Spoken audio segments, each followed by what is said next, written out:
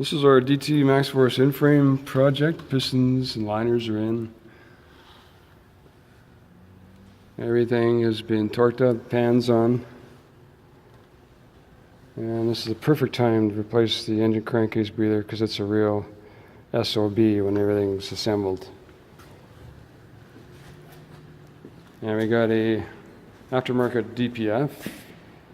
It was quite a bit cheaper than dealer.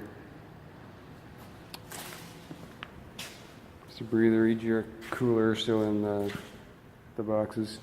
We had to buy these from the dealer. There's no one else who sells them.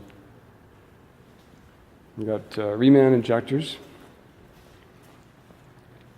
These are this is from Edmonton. There's an aftermarket company in Edmonton that sells these $100 cheaper per injector.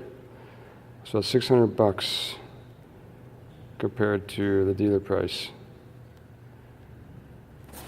So there are deals out there. You gotta shop around because this doesn't take long to rack up the bill. Here's one of the old injectors. They want them back so they can rebuild them and resell them, of course. So yeah, we're coming along. The head's been sent out to machine shop. It's going to get hot tanked, magnafluxed. The valves are going to be checked, new valve seals. I just want to make double sure that everything's going to be in good shape going back. This is a lot of labor, a lot of money. You just want to step by step get it done and kick it out the door.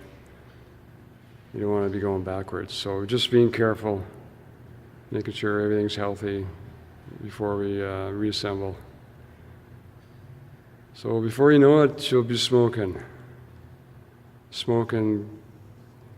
a healthy blast of burnt diesel instead of burnt oil. So I'll add on another post as we go along.